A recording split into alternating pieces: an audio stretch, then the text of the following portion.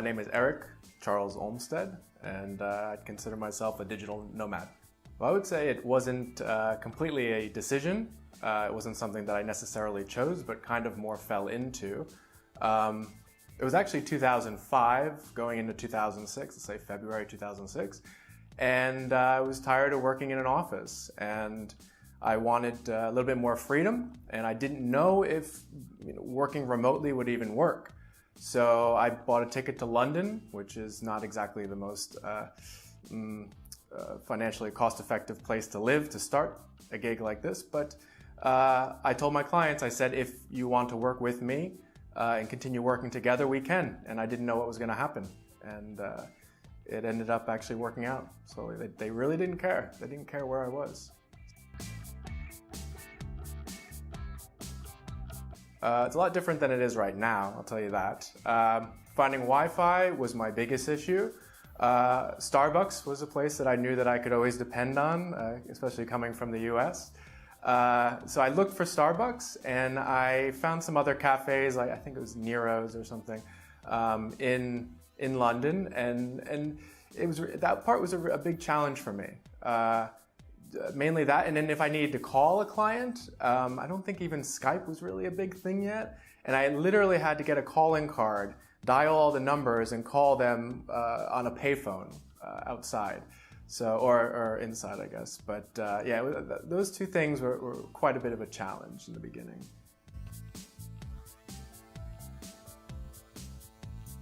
I mean, it's going to be a bit of a risk, and when I began,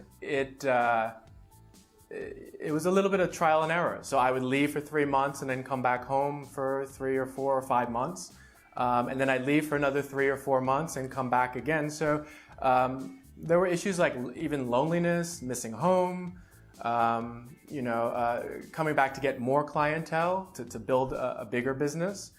So I had to do that a few different times before I could actually, I would say finally in 2009, I actually got rid of my apartment, got rid of all my things, and officially, I left the nest at that point. And I became completely independent, working remotely, not needing to come back unless I really wanted to. So I just say in the beginning, it's going to be difficult. And if you keep with it and you're disciplined, discipline's also a big part of this. While you're traveling, not partying too much, you can definitely be successful at doing this.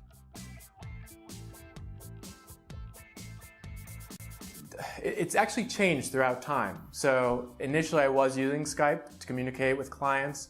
You could do some screen sharing and this sort of thing to talk about design and what needs to change. And I've kind of phased that out recently. Now it's even just FaceTime audio. When you could see somebody face to face, your client, it's great, but most of my clients, I don't even need to. A lot of my clients, I just email. I just communicate through email. A lot of them I've never even met before. So that's not important anymore. I also, for myself, while I'm traveling, to stay creative in my design, traveling is very inspiring. So I actually like to keep a sketchbook of my artwork when I'm drawing and painting, in addition to the design work that I do. And that kind of keeps me feeling creative, I get a cup of coffee in the morning, I do a drawing at a cafe that I'm at, or if there's a beautiful cathedral, I can go sit and draw that for a little while and kind of break away from my design, and it's kind of like an outlet, like a creative outlet. So that's actually a big part of keeping inspired and keeping with it while you're traveling, is also having another outlet. And it's also very important to keep busy, because if you're a designer and you're traveling, I think, and for me anyway, personally, if I don't have another project, if I'm not, finding something else to do, I get kind of very antsy about just only traveling and not really doing anything else. That's important too.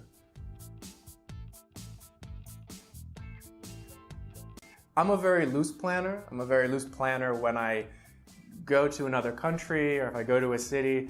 I like structure, but I don't like too much structure. So to tell you the truth, with regards to that, I don't know what projects are coming in from time to time. I work freelance, so it's on contract to contract basis.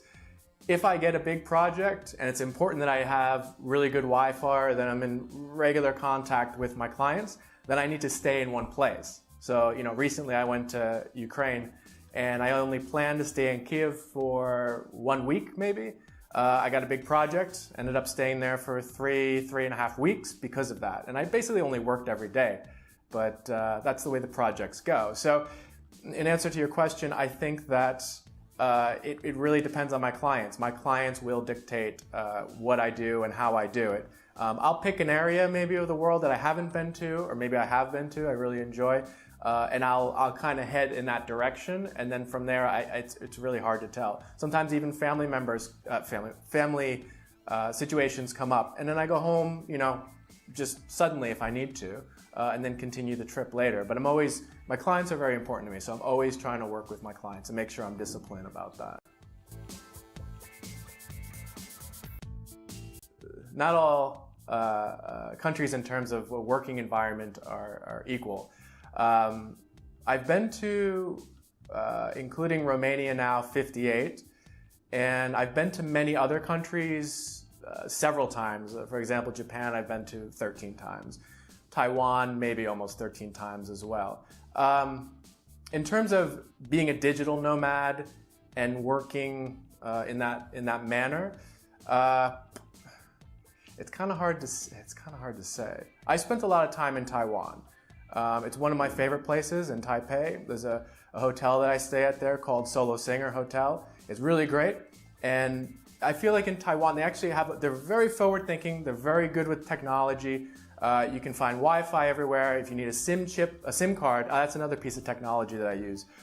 SIM cards and SIM chips didn't exist when I first started doing this as well, and so it's nice that you can plug in a SIM chip to your phone and use it as a wireless router basically anywhere. But also I look for cafes to work at because the environment is important to me. And not always hostels or hotels or apartments that you stay in have a very good working environment. So also I think Taiwan has really nice cafes and working environments. But I would say overall, and this is kind of funny, and maybe I'm saying this because I am American or whatever, but I do look for Starbucks because they always have very good Wi-Fi. They always have a great working environment, a place to sit, and they always have electric outlets, which is great, unless you're in Japan, which they put tape over them for some reason.